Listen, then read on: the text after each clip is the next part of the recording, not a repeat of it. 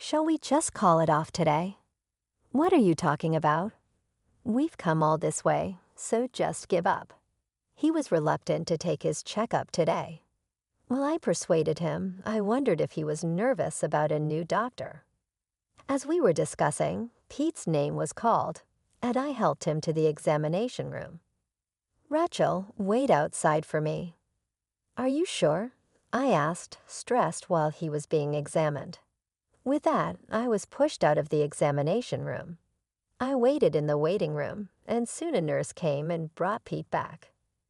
Mrs. Perry, please come this way. Then for some reason, I was called by the nurse to a separate room. Well, what's going on? I asked the doctor hesitantly in the separate room. Go to the police immediately. What if you don't? I was shocked by the words he uttered, so I quickly started moving to act. I am Rachel Perry, a 28-year-old housewife. I have a husband, Pete, and an 8-year-old daughter, Emily. However, Emily and I are not related by blood. This is my first marriage, but Pete is divorced, and Emily is his child from his previous marriage. Are you sure it's okay? After all, I have a child and Pete hesitated. Don't worry about it, I replied with a smile. Pete is blind. He used to see but apparently lost his sight protecting his ex-wife during an accident. I met him through work. I draw webcomics, and one day I received a request. Could you create something based on this story? It was a novel written by Pete. I want everyone to know that there are things you can still do, even if you can't see. Besides, I have to work and raise Emily. The story, filled with his emotions, detailed his life after becoming blind. Moved by his words, I was more than happy to adapt it into a comic. The author of the novel would really like to meet you. I received a message from the editor, and we arranged to meet at a cafe. With the help of his daughter, Emily, Pete arrived. He smiled gently, a calm presence, and I was quickly drawn to him. I want to be your eyes to help you. I've wanted to be with you too. Your voice is so comforting. He told me he fell in love with my voice, and that's how we started dating. Hey, Emily, would you be okay with me being your mom? Yes. With Emily's consent, we decided to get married. My parents were concerned about Pete being blind and having a child from a previous marriage. But if you've decided, we'll support you. That's right, but remember you can always rely on us. In the end, they supported me, reassuring me that they'd always be there to help, allowing me to enter marriage with peace of mind. Emily, dinner's ready. Thank you very much, Emily replies politely to me. We've been living together since we started dating, but she hasn't opened up to me yet. Well, it can't be helped. It's not easy to instantly accept a woman once a stranger as a mother. I hope she'll come to accept me in time. Wow, that smells good. Just as Emily was about to speak, Pete walked in, guided by the wall. Startled, she flinched. Pete, are you okay? The table is this way. I was concerned about Emily, but I needed to assist Pete. I'm off. In that moment, Emily had left for elementary school. By the time I turned around, she was gone, and I could only hear the door closing. Sighing, I remained thoughtful. Something wrong? Sorry, I was just thinking about how hard it's been to get closer to Emily. At my words, Pete looked a bit troubled. Seeing that, I quickly tried to explain myself. I explained that I understood it wouldn't be an immediate acceptance and believed that it would surely be resolved over time. Thanks for caring. Maybe Emily is still wary of the idea of a mother. Julie Kelly, the ex-wife and the real mother of Emily, when she found out Pete was blind, she left him and their daughter behind. Emily was abandoned by her real mother. Emily might be harboring such thoughts and is likely wary of me as I try to become her new mother. That's what Pete suspects. Sorry, but I ask for your patience over time. Of course, that's my intention. At Pete's words, I smiled, even though I knew he couldn't see it. Thank you, Pete said with a smile in return. Shall we have breakfast? Let's eat well and get ready for work. Sounds good. We both work from home, but have separate offices. This way, we keep to our own schedules. Rachel, are you going to be cooped up in your room all day? Yeah, I plan to. I'll only come out for meals. Got it, just don't overdo it. At his words, I nodded with a smile and headed to my office. I wonder what kind of work Pete is doing. We make it a point not to interfere with each other during work hours, so I don't know what Pete does during his work time. He used to write books using Braille, but I haven't heard anything about that lately. Well, my earnings are enough for us to live on, so it's not a problem. There must be struggles I can't even imagine. I think it's enough just to watch over him. With that thought, I decided to focus on my work. A few days later, I'm driving with Pete to a hospital that takes several hours to reach. Rachel, I know you're busy, but thank you. Don't worry about it. I just want to help you. Honestly, it would be better to go to a major hospital closer to home. However, Pete insists on this particular hospital. There's a childhood friend of mine working here as a doctor who knows my situation well.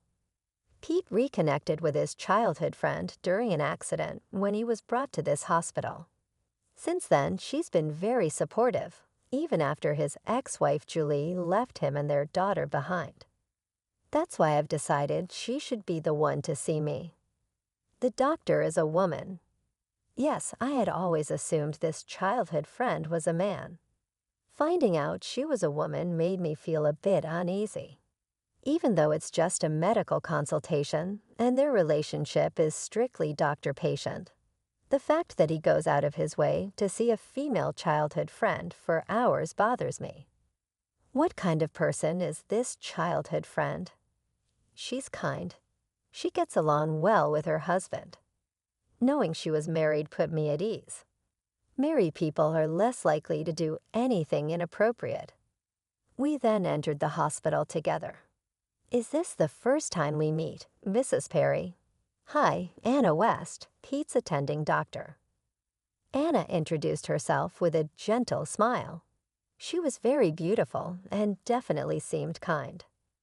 Being a wife can be tough, and adjusting to a new lifestyle can be tiring. I'm here to listen if you ever need to talk. I felt ashamed for almost being jealous. What a reliable, kind person. I had such an impression of her. Shall we exchange contact information? When Anna suggested it, I happily agreed. However, that might have been a mistake. That night, a message from her appeared on my phone. Are you and Pete really doing okay? Pete has it tough. You need to be strong. What is this? The content was puzzling, not something I expected from the doctor I met earlier in the day. I consulted Pete without thinking. She's always been overly protective, trying to be a big sister to me.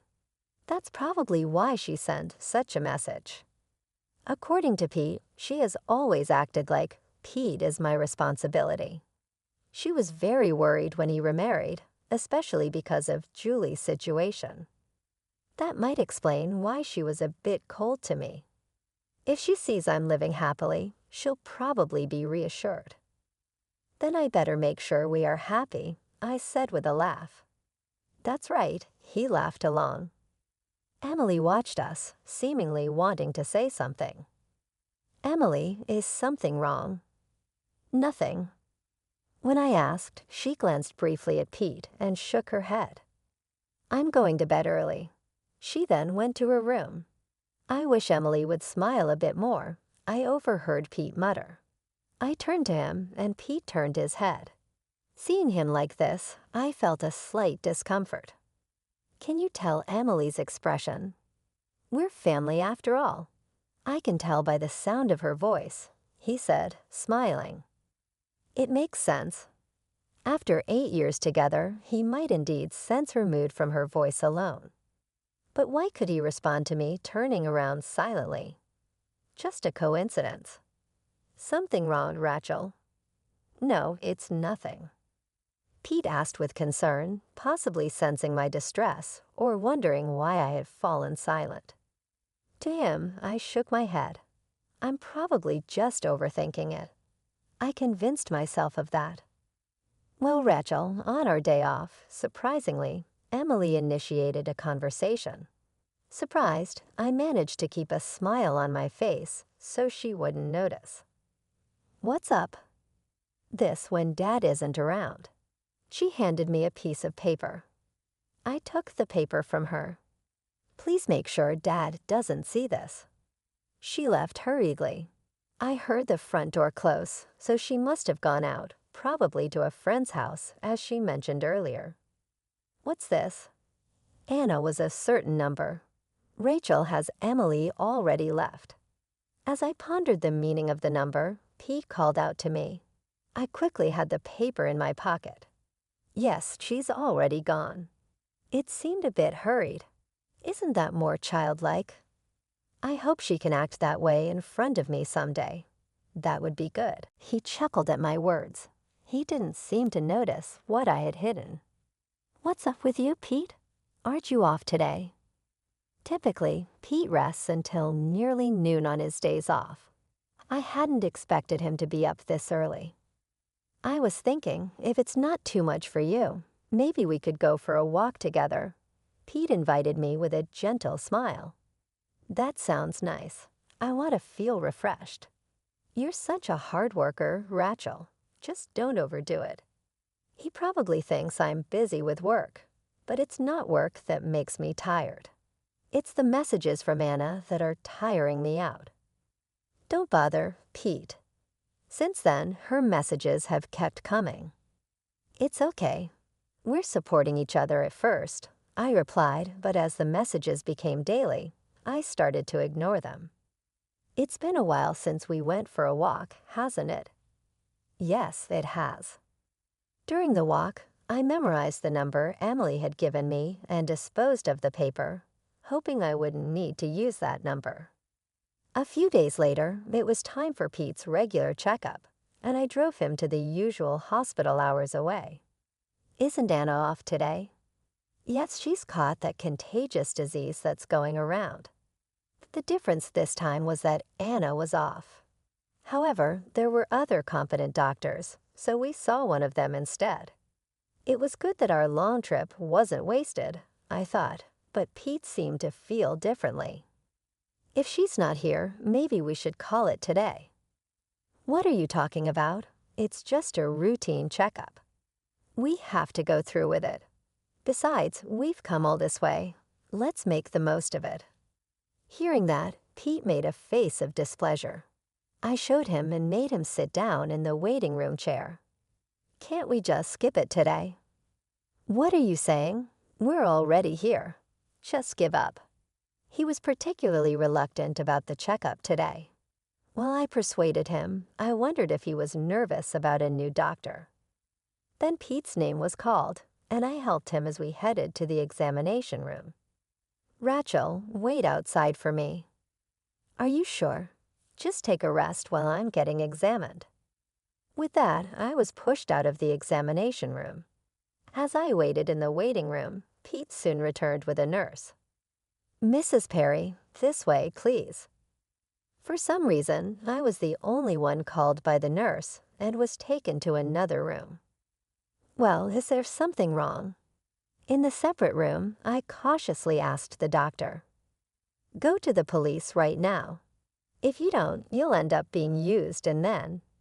I was stunned by the words he uttered. To act immediately, I started moving. After a while, Pete contacted me on my phone. Rachel, where on earth did you go? I'm at the police station now with Emily and Julie. Pete, taken aback by my words, remained silent for a moment. Why? He murmured in a faint voice. Dr. Watson told me about your truth. At that time, the person who told me the truth was Dr. Marcus Watson. Pete can see what? What are you saying? Moreover, he's not the kind-hearted person you think he is. Dr. Watson, who had called me in, told me this. His words honestly left me bewildered. I understand it's hard to believe, but haven't you ever had any suspicions yourself? As he said this, what came to my mind was Pete's recent behavior. He reacted immediately to my actions, even though he was supposed to be blind. He moves around our familiar home without any help and gets dressed perfectly. What bothers me the most is his relationship with Emily. Emily is always conscious of his gaze, and whenever I talk to her, Pete quickly intervenes. It's as if he's monitoring her movements. There are indeed some worrying signs. He's showing you a false persona. He's conspiring with Dr. West to deceive you. Indeed, if Pete's blindness were a lie, it would be odd for Anna not to notice. Perhaps she's been helping him because they're childhood friends. Anna and Pete are having an affair. What?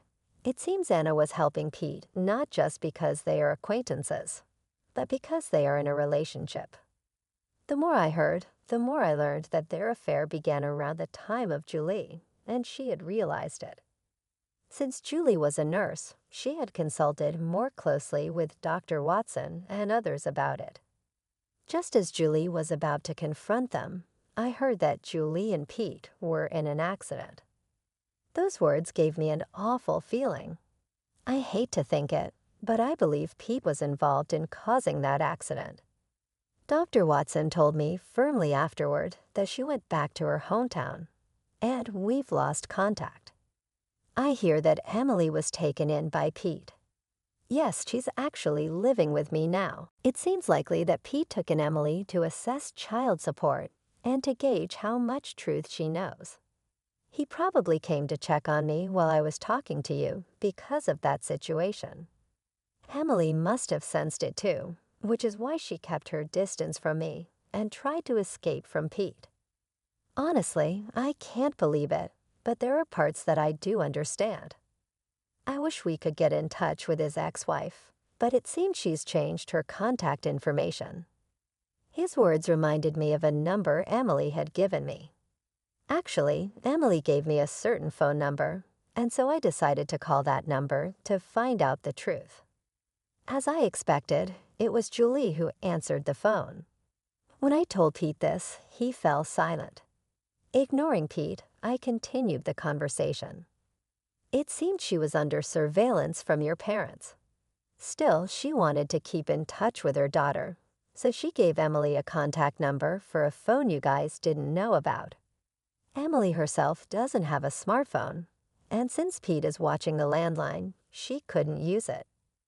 I was the only one she could likely contact. That's why Emily gave me the phone number. Being a nurse, she's very observant. She found a time when your parents' surveillance was lax and escaped. What are you doing? Pete's voice was irritated, like I had never heard before. It seems his true nature had been revealed. I immediately contacted Emily's school, and now we are all at the police station. A mother and daughter are having an emotional reunion right in front of me. Seeing them together almost made me cry. Stop meddling. What's meddling about this? I did what any decent person would do. Thank you so much. Both Julie and Emily told me this while crying. What I felt then was intense anger.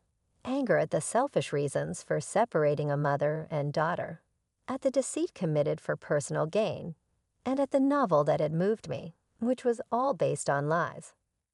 Knowing this fact, I was so filled with anger and shock that I went numb. She has evidence that your parents can find her, and if we have Dr. Marcus Watson's medical report, we can prove that the disability benefits you are receiving because you are blind are fraudulent. Why would you do that? Weren't you enjoying our life together? Indeed, I had felt happiness in our life together. Above all, I married Pete because I loved him. Yes, and you were laughing at me, weren't you? Pete fell silent again. Before going to the police station, I stopped by her house, and peeked into his office. I thought maybe I would find evidence of infidelity. What I found was that you were not working at all and were just teaming up with Anna to make a fool out of me. That's the message. Described me as obtuse and knave, easy to manipulate. Why did you choose such a woman for the money? I was chosen because, as a webcomic artist, I was making good money. You thought it was simple to move me with your novels. I was really underestimated, wasn't I? It can't be helped, he said. What can't be helped? I pondered this. He started talking without being asked. I really didn't want to do this, but I desperately needed the money. Besides, the only person I truly love is Rachel. Do you think I can believe that you even plan to get rid of me? What? You, sir, that too. Yes. Besides the messages with Anna, he had made arrangements to eliminate me. Pete, who had been living a luxurious life without working by taking alimony from his ex-wife, couldn't forget such a lifestyle and was looking for a new source of income.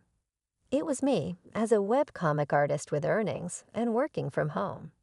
It was easy for Pete to keep an eye on me and make it look like an accident once he got bored of me. Is it right? That was just a joke. I wasn't serious. It didn't seem like a joke to me. That's why we all rushed to the police. I went to the police fearing for my life and to expose the fraud by Pete and Anna. Emily was there to be protected from Pete, and Julie was filing a complaint for the defamation spread by her previous confinement and lies. It's over for you. The police are on their way to your place now. Damn it, Pete muttered in panic at those words. It's no use running away. I heard Dr. Watson's voice indicating Pete had failed in his attempt to flee. It looks like it's over. I hung up the phone after hearing the police's voices. The police were likely heading to Anna's place, where she was recuperating at home, and to his parents' place as well. It's all right now, I assured Emily. Thank you for letting me see my mom, she replied with a beaming smile. Seeing her smile for the first time made me very happy.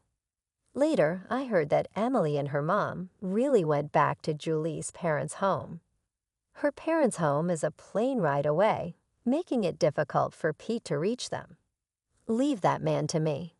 I'll make sure he faces the consequences, I reassured them. It seemed to give them some peace of mind. Emily and her mom returned home with smiles. Meanwhile, Pete ended up in the care of the police. The plan to harm me had not been executed yet, leading to insufficient evidence. However, the matter of the benefits and Julie's situation was judged as malicious. He was given a prison sentence. Is that so? That's good to hear, I said. Today, I met with Dr. Watson to report about Pete. When I reported it, he smiled in relief. What about Dr. West? She's been charged for writing false medical reports, Dr. Watson explained. Dr. Anna West's current situation seems to have been stripped of her medical license because of this incident. She's been ousted from the hospital. Of course, it was also discovered that she had inappropriate relations with multiple patients and was taking supplies home without permission. So the hospital is filing various claims against her. Furthermore, her husband has been informed of everything, and she was divorced without question. Well, she brought it upon herself, Rachel said. You were divorced as well, weren't you? Yes, of course. My divorce from Pete was successfully finalized. A lawyer mediated between us, and I blocked all contact with him. Thanks to that, I was able to divorce him without any issues. I'm really glad we could at least help you, he said, smiling. It seems he had been regretting not being able to help Julie before. Just as he was grappling with those feelings, he saw me with Pete. Because of that, he had been working behind the scenes, determined to help me. This time, there was no evidence that Anna West and Pete were conspiring together, so I was waiting for the right moment to expose the truth about his eyes. To see through Pete's lies, I had to examine him first. However, Anna always took care of Pete herself and never let other doctors do it.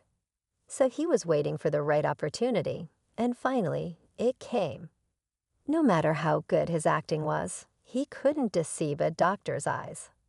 He said, smiling as if he had accomplished a great feat, "I'm really grateful.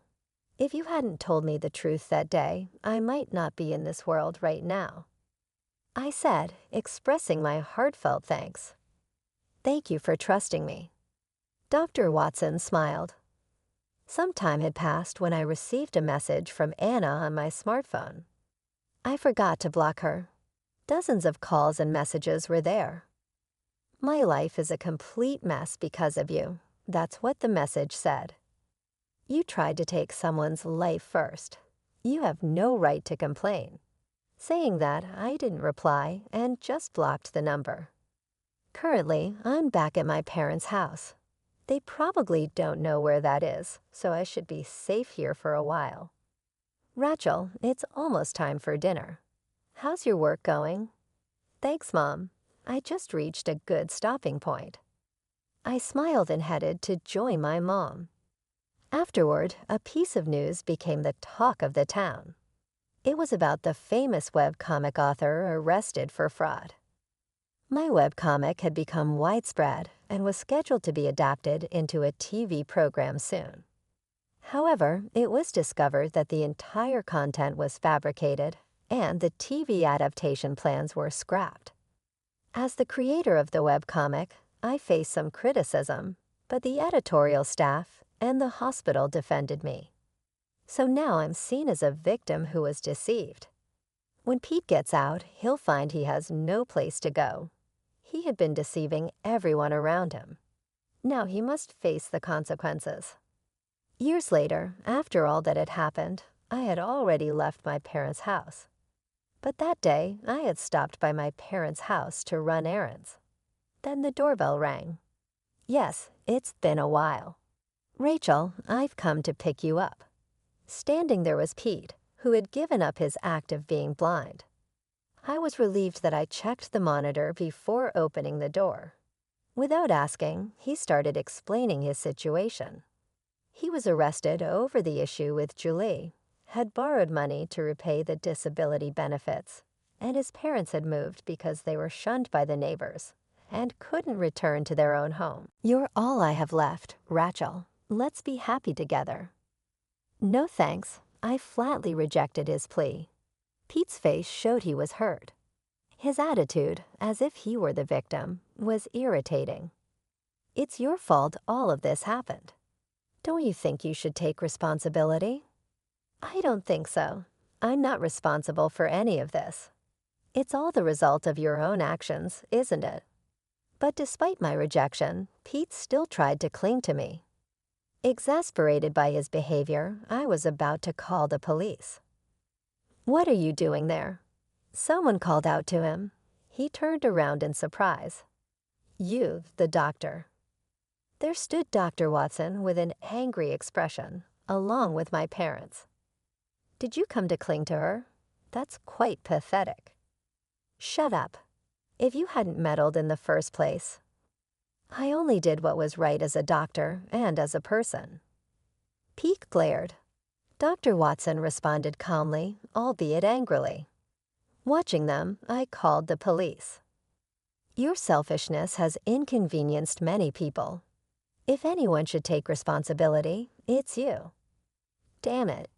Pete then tried to lash out at Dr. Watson. You know already, however, he was stopped by my dad. Having learned karate in his youth, and since Pete hadn't been physically active due to pretending to be blind for years, my dad easily restrained him. "Damn it, let go," he yelled, but my dad didn't let go, and soon the police I had called took him away. "Rachel, are you all right?"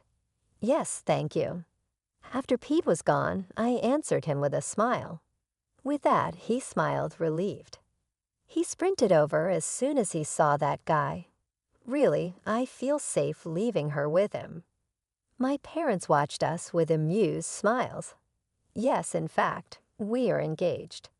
After the incident with Pete, we found we shared a lot in common, and after his confession, we started dating. Yes, I'll take care of her, he nods in assurance. We trust you, my parents nodded in agreement. Well, now that we've finished moving the stuff, let's celebrate in our new home. Actually, today I had come to help my parents move. It was intended as a measure against Pete, but it was a little too late.